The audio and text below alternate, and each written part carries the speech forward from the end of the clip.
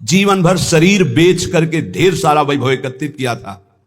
यौवन अवस्था की उतार अवस्था थी वैश्या की। गांव के बाहर महल था, बहुत सुंदर वाटिका पुष्पों की थी। तो एक संत मंडली जिनके साथ आचार्य चरण भी थे, वहां से निकली तो बोले आज रात्रि कोई पवित्र स्थान हो तो हमें बताओ जहां अपने ठाकुर विराजमान करें और वहां आरती पूजा करके भोग लगाएं, ठाकुर जी को विश्राम करें। तो कुछ उद्दंड लोग थे, उन्होंने कहा हाँ बहुत पवित्र स्थान है, वो जो बगीचा देख रहे हो ना वो परम पवित्र ही है, क्योंकि वहां वैश्या अपने मित्रों के साथ हास्य विलास ऐसे करती रहती थी।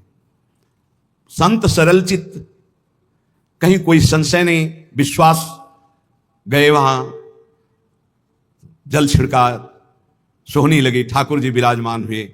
बस थोड़ी ही देर में भोग लगने के बाद जब आरती हुई, संध्या आरती, तो शंख घंटानाद, वैश्या ने सुना कि मेरे बगीचे में शंख घंटानाद कहां से, मैं तो नीच आचरण कर, दृष्टि डाली तो एक से एक परमहंस महात्मा।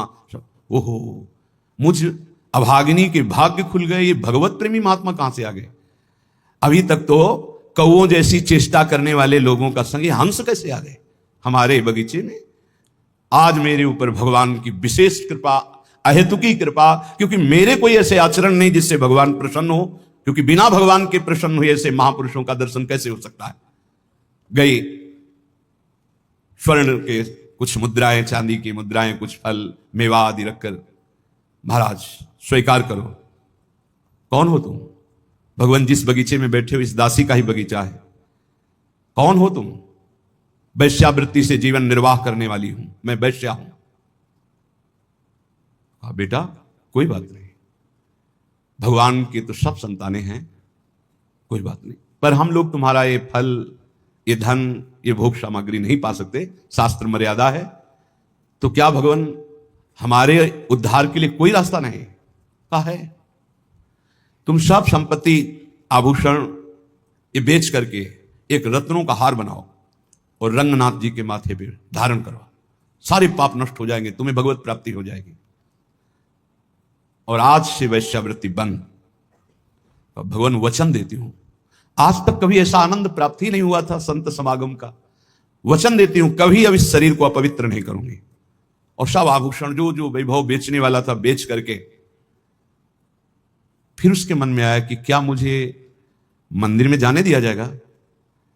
आचार्य चरण से प्रार्थना की, प्रभु मैं वैश्या हूं और प्रसिद्ध हूं, क्या मुझे मंदिर में जाने दिया जाएगा? तो उन्होंने कहा जब हम आदेश करेंगे तो मंदिर में जाने दिया जाए, तुम अपने हाथ से समर्पित करना, प्रभु स्वयं स्वीकार करेंगे।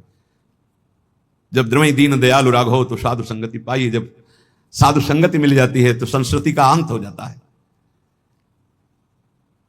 सबको आश्चर्यचकित था, इतनी नीच आचरण करने वाली अपने हाथ से कैसे भगवान के मस्तक पर, मुकुट पर। आचार्य चरण ने कहा जब तैयार हो गया मुकुट तो चलो। जीव ही आगे चलना हुआ, रुक गई। भगवान मेरा पाप, मेरा पिंड नहीं छोड़ रहे, क्या हुआ? मैं रजस्वला हो गई, अब कैसे? कर तुम मकर तुम मन था कर तुम सर्वसमर्थ आचार्य, इष्ट से भी ज्यादा।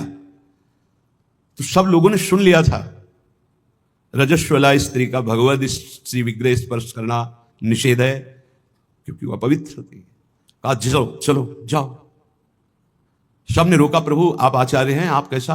अगर रंगनाथ जी स्वीकार कर रहे हैं तो तुम्हें किसी को रोकने की जरूरत नहीं, और रंगनाथ जी स्वीकार करें इसका प्रमाण होगा कि सर झुका देंगे। बेटा तू जा, मस्तक पर मुकुट, रंगनाथ जी का श्री विग्रह का ऐसे मुकुट।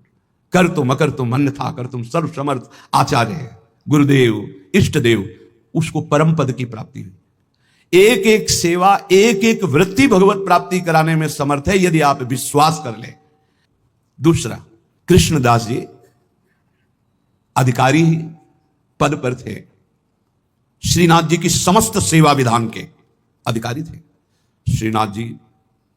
और वो अपने लाडले ठाकुर के लिए स्वयं जाते थे आगरा सेवकों के साथ विविध प्रकार की सेवा सामग्री खरीदने।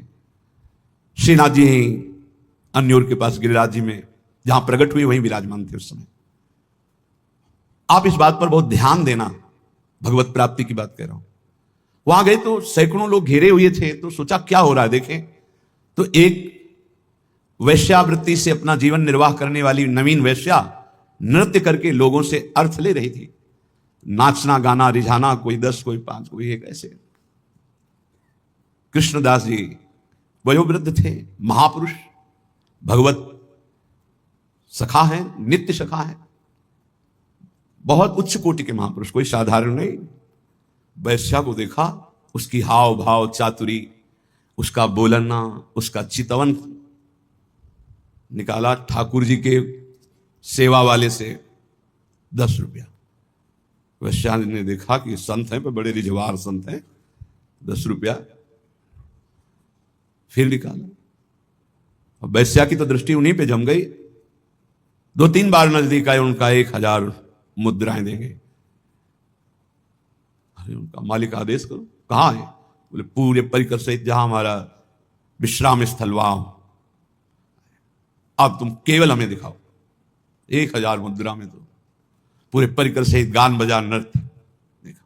ठीक है, उनके परिकर से कहा कि 1000 मुद्राएं सब आपस में बांट लो, और वैश्या से कहा मेरे बादशाह के सामने तुम्हें नाचना है, तुम जितनी संपत्ति कहोगे उतनी दें, केवल नाचना है। हमारा तो जीवन कृतार्थ हो गया। आप कौन हो? कहां? बोले कुछ परिचय नहीं, बस मेरे साथ चलना है, और ये तुम्हारे परिकर का कोई नहीं चलेगा। इनको जितना आप कहो हम अर्थ दे दें, जिनसे इनका जीवन निर्वाह होगा, और तुम हमारे साथ चलो। ऐसा ही अधिकारी थे, खूब वैभव था।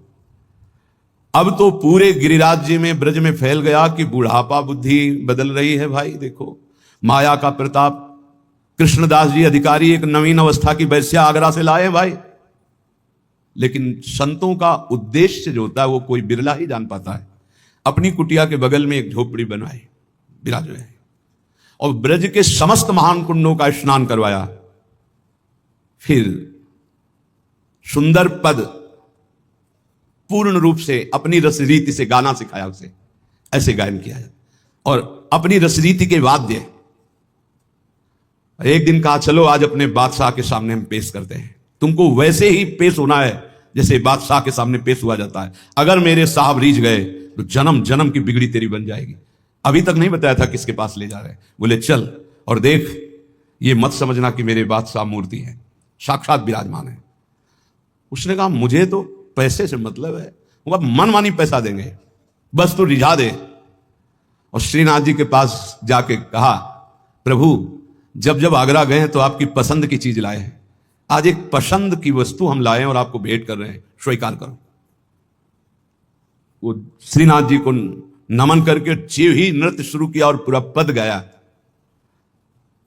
पद गा के जे ही ऐसे किया और ऐसे देखा, कोटि मनमथ मनमथा, करोड़ करोड़ काम को मूर्छित कर देने वाले अधरों पर बंशी, विशाल नेत्र, बंक कटाक्ष, एक मुस्कान में मर गए, प्राण निकल गए, उसी क्षण निकल गए, परम पद को प्राप्त। क्या है भगवत प्राप्ति? क्या किया इसने अभी तक? वैश्या संसार के भोगों में लिप्त एक महात्मा की बात मान ली तो भगवत प्राप्ति हो गई। जिस क्षण जीव आचार्य शरण में हुआ उसी क्षण से आचार्य ने पकड़ लिया उसे। आचार्य प्रकट ही हुए हैं करुणा करने के लिए, सब प्रकार के दुख दोषों का अपहरण करके अपना महान सुख प्रदान कर देते हैं आचार्य चरण। भगवत रसिक जी कहते हैं जिस दिन से मैं स्वामी हरिदास जी की शरण में हुआ, स्वामी जी ने उसी दिन से अपना लिया और सारे दुख दोषों का हरण करके मुझे महान सुख प्रदान किया। महान सुख जो दुख और सुख दोनों से परे है, अनुकूलता और प्रतिकूलता दोनों से परे है, समत्व, प्रेम, नित्य विहार रस, ये महासुख है। प्रायः हमारी मानुष बुद्धि होने के कारण जब अनुकूलता मिलती है तो लगता है गुरु की बड़ी कृपा है, आचार्य की बड़ी कृपा है, और जब प्रतिकूलता मिलती है तो लगता है शायद वो कृपा हट गई। तो इष्ट आचार्य गुरुदेव क्या स्वार्थी हैं? क्या अल्पज्ञ हैं? क्या वो राग द्वेष करते हैं? नहीं। जिनके चरणों का आश्रय लेने से परब्रह्म परमात्मा तत्व का बोध होता है, प्रियालाल का प्रेम प्राप्त होता है, उनमें अपना पराया कहां, राग द्वेष कहां? वहां तो एकमात्र शरणागति का निर्वाह है। अब वो कई प्रकार से होता है। कभी कभी आचार्य गुरुदेव इष्ट देव की ऐसी करुणा प्रकट होती है जो बड़ा भयंकर रूप लेती है। हमारे लिए ऐसा लगता है बड़ा भयावना है, और परिणाम बड़ा सुहावना होता है कि यदि वो ऐसी कृपा न करते तो ये परिणाम न मिलता। पक्का मान लीजिए, कभी कभी ऐसा सुहावना लगता है कि बहुत कृपा है, पर सुहावना लगना ज्यादा अच्छा ठीक नहीं, क्योंकि जब भयावना आएगा तब हम सुहावने में पले हैं, तो हमारा मन कहीं प्रतिकूल ना हो जाए आचार्य चरणों से, गुरुदेव से, इष्ट देव से। इसलिए ये हृदय में चिंतन कीजिए कि आचार्य कृपा, गुरु कृपा, इष्ट कृपा ये एक ही है और ये परम सुख प्रदान करती है। परम सुख जो ब्रह्मा के द्वारा रचा हुआ नहीं है, जिनके द्वारा ब्रह्मा रचे गए हैं उनका परम सुख, परमात्म सुख, भगवदानंद, प्रेमानंद ये प्राप्त होता है। भगवत ऋषि जी कहते हैं जिस दिन से आचार्य की शरण में हुए, उन्होंने अपनाया, सारे दुख दोष नष्ट हुए और मुझे महान सुख प्रदान किया। एक दिन भगवत ऋषि जी अपने गुरुदेव पूज्य श्री ललित मोहिनी देव जी से टटिया स्थान में जाकर के कहा कि गुरुदेव बहुत संयम से रहता हूं, मधुकरी वृत्ति से रहता हूं, फिर भी काम वेदना बहुत सताती है। मानो ये हर उपासक का प्रश्न है। बहुत संयम से, बहुत इंद्रियों को अंतर्मुख रख के, फिर भी ये काम वेदना सबसे बड़ा वेग है। ये काम बड़े बड़े ज्ञानियों का भी शत्रु है। साधारण पुरुषों को तो मार ही गिराता है, ये ज्ञानियों को भी गिरा देता है। इसमें बड़ा लुभावनापन है। भगवत ऋषि जी के गुरुदेव ने कहा श्री ललित मोहिनी देव जी ने कि वो करवा उठा के ला, उसमें पानी भरा, थोड़ी देर में उसमें तेल उतराने लगा। कहा देखो पहले इसमें तेल नहीं दिखाई दे रहा था, कुछ दिन पहले इसमें तेल रखा गया था, सुखाने पर ऐसा लगा तेल खत्म हो गया है, लेकिन पानी डाला तो उसमें ऊपर चिकनाहट दिखाने लगी। देखो ऐसे ही थोड़ी दिन साधना करने पर, तप के द्वारा सुखाने पर ऐसा लगता है काम वेदना नष्ट हो गई, लेकिन जहां काम का संयोग होता है फिर दिखाई देने लगता है। फिर उस करवे को रसोई अमनिया की गई थी तो बहुत आग बची हुई थी, उसी आग में रख दिया। थोड़ी देर के बाद निकाला, फिर पानी डाला, बिल्कुल तेल नहीं आया। बोले देखा अब नहीं। जब प्रभु के मिलन की आग में हृदय जलने लगता है, तड़पने लगता है, रोना, सिसकना, तड़पना, आहों की जागीर, आहा आज की रात गई आप नहीं आए, हाय आज का दिन भी गया आप नहीं आए, तड़प तड़प करके वो एक एक मिनट व्यतीत कर रहा है। उस तड़पन की अग्नि में, विरहाग्नि में फिर ये काम, क्रोध, लोभ, मोह, मद, मत्सर सब भस्म हो जाते हैं। आचार्य कृपा, गुरु कृपा भगवत मिलन की चाह प्रकट करती है। ये ना समझे कि गुरु कृपा, आचार्य कृपा से केवल लौकिक सुख सुविधा मिल जाए तो सिद्ध संत, हमारे पुत्र नहीं हो रहा था तो गर्भ रह गया, भाई बड़ी कृपा, बड़े सिद्ध संत, बड़ा सिद्ध दरबार, हमारा काम नहीं बन रहा था, अमुक काम बन गया। भूल में मत रहना, यह सुकृत का फल है, संत महापुरुषों के समागम का फल है, संस्कृति का अंत हो जाना, द्वंद्वों का नाश हो जाना, प्रियालाल से मिल जाना, जिनसे हम जन्म जन्मांतर से बिछड़े भी हैं। भगवत ऋषि जी कहते हैं ये सुख हमें आचार्य चरण ने प्रदान किया। सायन कहते हैं भाष्यकारों को, वेदों का, शास्त्रों का, पुराणों का बहुत ज्ञान है, बड़ी कीर्ति है, बड़े महाजन, सम्मान, प्रतिष्ठा भी है, पर यदि प्रभु से प्रेम नहीं तो इसका क्या होगा? शास्त्रों का व्याख्यान कर लेना, पुराणों का व्याख्यान कर लेना, समाज में कीर्ति, प्रतिष्ठा, धन, वैभव, महिमा प्राप्त हो जाना, क्या है इससे? अगर प्रभु के नाम में प्रीति नहीं, धाम में प्रीति नहीं, लीला में प्रीति नहीं, प्रभु के लिए रोना नहीं आया तो मिला क्या? शरीर छूटने के बाद न तुम्हारी कीर्ति जाएगी, न पैसा जाएगा, न ज्ञान जाएगा। ज्ञान वही जागृत होता है जो भगवत अनुराग में या आत्म प्रीति में, और ये सब भूल जाता है, पढ़ा लिखा ज्ञान भूल जाता है। जैसे गर्भ में भी तो ज्ञान हुआ था, भगवान ने हमें ज्ञान दिया था, हे नाथ अब की बार मां के गर्भ से बाहर करो, बाहर निकलकर इतना तप पूर्वक भजन करूंगा कि दोबारा किसी मां के गर्भ में ना आऊं। लेकिन जब बाहर आए, कहां कहां कहां भूल गया वो ज्ञान, फिर लग गए मैं और मोर तोर तय माया, जही बस कीन्हे जीव निकाया, भूमि परत भा ढावर पानी, तिम जीव ही माया लपटा, फिर भूल गए। ज्ञान किस काम का? जो विस्मरण करा दे। शुद्ध ज्ञान बोध है, शुद्ध ज्ञान भगवत प्रेम है। जोग कुजोग ज्ञान अज्ञानु, जहां नहीं राम प्रेम पर धानु। भगवत ऋषि जी कह रहे हैं बड़े बड़े शास्त्रों का ज्ञान होना, पुराणों का ज्ञान होना, मान प्रतिष्ठा मिलना, वैभव होना, ये सब है। भगवत प्रीति नहीं है, भगवान के लिए रोना नहीं आया, निरंतर स्मृति नहीं है, तो जीवन का कोई विशेष लाभ नहीं। प्रिया प्रीतम के अनन्य भाव में जो डूबे हुए रसिकाचार्य महाजन हैं, इनकी शरणागति मात्र किशोरी जी के चरणों में प्रेम प्रदान करती है। पर शरणागति होती मन से, वचन से, कर्म से, स्वयं से। हमारे कर्म प्रिया प्रीतम के लिए, हमारा मन प्रिया प्रीतम में लगे, हमारी वाणी प्रिया प्रीतम का नाम जप करे, गुण कीर्तन पद कीर्तन करे, तो स्वयं में अनुभूति होने लगेगी कि मैं श्यामाजू का हूं, मैं प्रिया प्रीतम का हूं। बोले बड़े बड़े योगियों का पवित्र किया हुआ सूक्ष्म मन भी जिस नित्य विहार रस में, अर्थात श्यामा श्याम की प्रेम केली में प्रवेश नहीं कर पाता, वहां स्वामी जी महाराज की कृपा से हमारा प्रवेश हो गया, भगवत ऋषि कहते हैं। इसलिए हम रसिक चक्र चूड़ामणि श्री स्वामी श्री हरदास जी के चरणों की शरण में हूं, क्योंकि इनकी शरण में आने में वो सुख मिला जो कहीं किसी साधन में नहीं है। उपासक यदि आचार्य शरणागत हो गया है तो फिर अन्य किसी उपासना या किसी अन्य देवी देवता का आश्रय किसी भी प्रलोभन से न ले, तो सर्वस्व की प्राप्ति आचार्य कृपा से ही हो जाती है।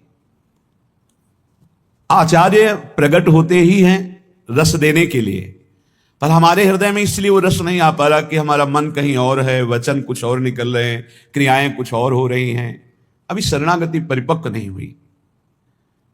श्रीपाद प्रबोधानंद जी देखो, इसी शरणागति की प्राप्ति होने पर कह रहे हैं धन्योस्मि, मैं धन्य हो गया। जैसे भगवत ऋषि जी कह रहे मैं धन्य हो गया। बोले मेरी शरणागति पूर्ण हुई कि नहीं, ये कौन बताएगा? आपकी छाती बताएगी। धन्योस्मि, मैं धन्य हो गया। कैसे तुम्हें बताएं? स्वप्न में भी भय नहीं होने देते, स्वप्न में भी प्रभु स्वप्न में भी भय नहीं होने देते।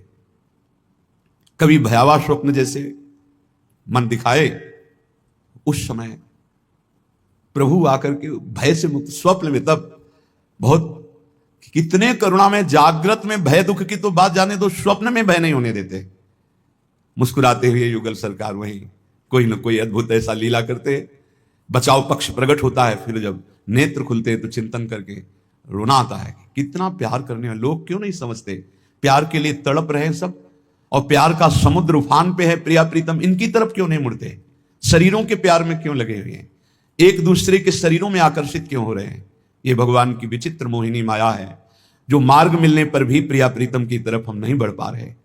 सच्ची मानिए, स्वप्न में भी दुख नहीं होने देते, बड़े कृपाल। स्वप्न में भी सरकार भय नहीं हो, स्वप्न में भी आप सच्ची मानिए। यहां हम देखते हैं कि मन तड़पता है कि कोई हमें प्यार करे, ये सब पूरे जगत की बात है, पशु पक्षी सब, क्योंकि सब प्रेम स्वरूप भगवान के अंश हैं, तो सबको प्रेम। हम आपसे प्रार्थना करते हैं, एक बार हमारी बात मान लीजिए, हमारे गुरुजनों की, हमारे शास्त्र की, प्रेम समुद्र है हमारे प्रभु। आप कहोगे कि आप साधु महात्मा हो इसलिए प्रभु आपसे प्रेम करते हैं। प्रभु का ऐसा स्वभाव नहीं है। बस प्रभु को एक चीज चाहिए, प्रभु के सिवा आपका अंतर से कोई अपना ना हो, बस इतनी बात करने के लिए सारे शास्त्र, सारी साधनाएं, सब कुछ है। कुछ बातें ऐसी जो शब्द हमारे पास नहीं कि हम कह सकें, बस ऐसे ऐसे कर ले तो जान लेना कि असमर्थ हैं, बता नहीं पा रहे, वो शब्द नहीं। बस एक बात प्रभु को चाहिए कि प्रभु के सिवा हमारा अपना कोई नहीं, अंदर से, बाहर से, अंदर से आपके अपना कोई ना हो। फिर आप चमत्कार देखिए हमारे प्रभु का। चमत्कार का मतलब ये नहीं कि आप चल नहीं पाते तो चल लेंगे, आपको दिखाई नहीं देता तो ऐसे, ये नहीं, ये सब लौकिक बातें हैं। हर क्षण प्रिया प्रीतम आपको अपने समीप दिखाई देंगे। इतना सुंदर रूप लाडली जू का है कि बस रोते ही रहो, इतना मतलब प्रेम की मूर्ति हमारी प्रिया जो बात बन गई। एक बार इष्ट जिसे स्वीकार कर लेता है, दोबारा कभी किसी भारी से भारी अपराध होने पर भी छोड़ता नहीं। बस ये स्वभाव हमारे इष्ट का, इसलिए हम जीत गए, इसलिए हम जीत गए।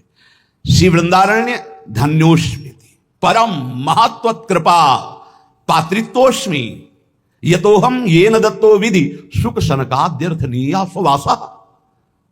वृंदावन, आज मैं गर्व से कह रहा हूं कि धन्य हो गया, धन्योस्मि। यही हम आपसे भी कहना चाहते हैं, जो रोज हम कहते हैं आया ना समझ में? तुम्हारे पास है, तुम भगवत प्राप्ति बोलो ना, ऐसे जैसे बोलते हैं ना, वो यही बोलवाना चाहते हैं। हाँ, मैं धन्य हो गया, मुझे मानव देह मिली, गुरु शरणागति मिली, वृंदावन मिला, मैं धन्य हो गया, मुझे कोई संशय नहीं, अपने ऊपर संशय ही संशय, पर आराध्य देव की कृपा पे कोई संशय नहीं। यही कहलाना चाहते, यही, और इसी से काम बनता है, इसी से काम बनता है।